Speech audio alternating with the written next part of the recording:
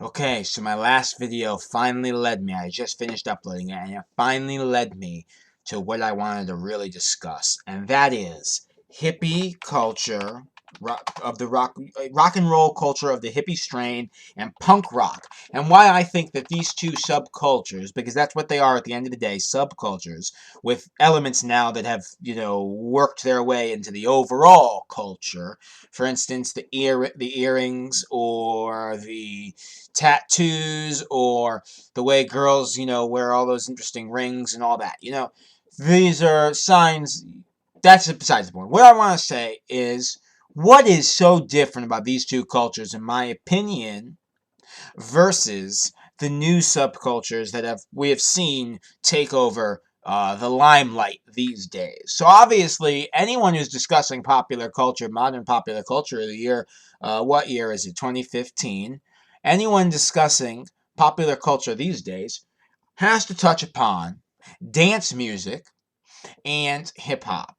Now, the thing is, dance music has always played a decent role in music. So first, I do think that we have to touch upon, and I did say we have to touch upon the issue of dancing when it comes to music. Because music is the most interesting, in my opinion, music has always been the most interesting way to understand the culture because it speaks to every aspect of a culture, unlike literature. You see, the problem with literature is people sit down to read a book, and really such a small amount of people do that. So when you're reading a book, you see that this is really a product that's been directed at a very, like a minority of people. So it becomes it's a good cultural indicator, but it's not the best one. Music is the best one.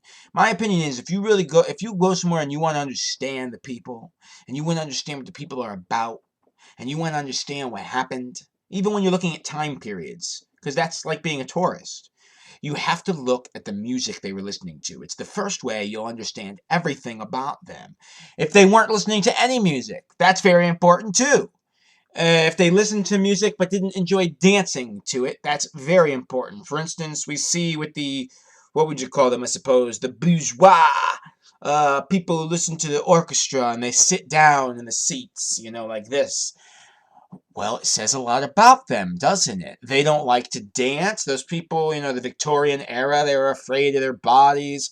They were afraid of everything, those people. So we learn a lot about those people through the music they listened to. It's a great cultural indicator, perhaps the most important cultural indicator.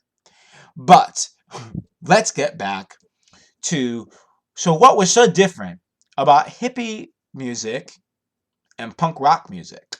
And am I just being an elitist by saying that I love those two genres? Because a lot of people will say that. They'll say, oh, well, Giuseppe, you're just saying that your two favorite genres are the best two genres. But I'm going to tell you a little secret. Those aren't even necessarily my favorite two genres. Okay? I could even care less at a point. What I was really trying to do a lot of the time over the years was just understand what happened in the course of American history, you see. And I'm going to tell something else to these kids out there. A lot of you are just people who hop the friggin' bandwagon. It's like this in every culture and society and, age. A lot of the people who were Rolling Stones fans, they would be modern day hip hop fans because a lot of people who were Rolling Stones fans only listened to the Stones because they were the most popular band in the world. See, I was listening to them for another reason. I'm not trying to say that I'm better than the average listener. What I'm trying to declare is that I had a more historical bent to it. Did I enjoy the Stones' music? Yes, I did. But do I only listen to music that I enjoy? No, I don't. I try to check out music from every walk of life. That's what I do. That almost might be my favorite thing to do. So, I think over the years, because I've checked out such a wealth of music from all over the board, I mean, it doesn't matter what kind of music you want to talk about. If you want to talk about American punk rock, from the casualty sort of sound, the street punks, the dirty gutter punks. If you want to talk about the UK punk rock, if you want to talk about hip hop from Brooklyn or all the way out west in Los Angeles, if you want to talk about folk music, a la what's Arlo Guthrie and Seeger and Woody Guthrie. If you want to talk about country music like Toby Keith, or going even further back like Hank Williams. If you want to talk about dance music like Britney Spears or who else? Kylie Minaj or Madonna. I'm there. I've been and passed through all of them, and really and truly, to a lot of them, listened to, whole albums. I've read a great deal about all of those cultures. So I just feel that I'm coming from a place where a lot of people step in, like, and they only know about punk rock. And they're only able to really tell you about punk rock because they've never gone and checked out the hip hop. So a lot of people who are making comments, for instance, on a genre like hip hop, have never heard the lyrical content of hip hop. So a lot of the times these days, what really bothers me is people who say, well, son, hip hop is just the new rock and roll. What the hell are you talking about? These two things couldn't be any more different. They're completely different in every way. Is there some similarities? Are there some? Yes, there certainly are. One of those similarities is, yes, in every youth movement, guys, there's always an aspect of rebellion and, trying to do something differently than your parents. These two details are the same in the hip hop and rock and roll culture. This is really where it begins and where it ends. I do get that bothered by people who constantly draw the comparison as though they're the same. They're not the same. It's ridiculous. They're not the same at all. It's not to say that one is superior to the other, because that's foolishness. Music is it's an art form, and any art form is incredibly subjective. It's impossible to really judge at the end of the day.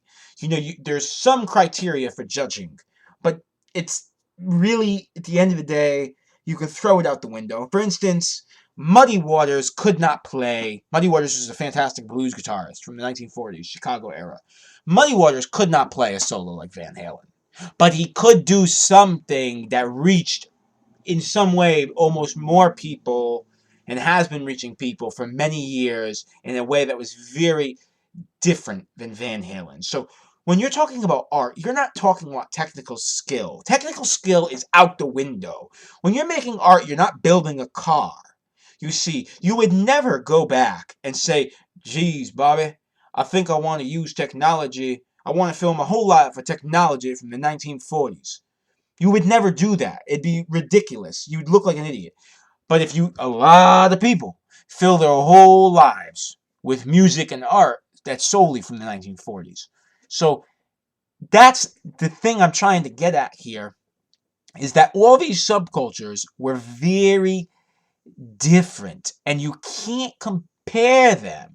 So again, I didn't get to it in this video because we're still walking through the woods. I want you to understand exactly what I'm trying to say. And this time we're talking about, remember, we're going to be talking about rock and roll of the hippie strain, and we're going to be talking about punk rock. I'm leaving this video off on the same note I left the other one off on.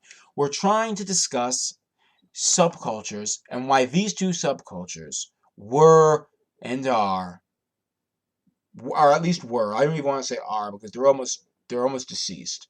But I want to say why they were so unique, and why I wonder if we ever will see such subcultures again. Oh, well, no, I'll save it for the next video.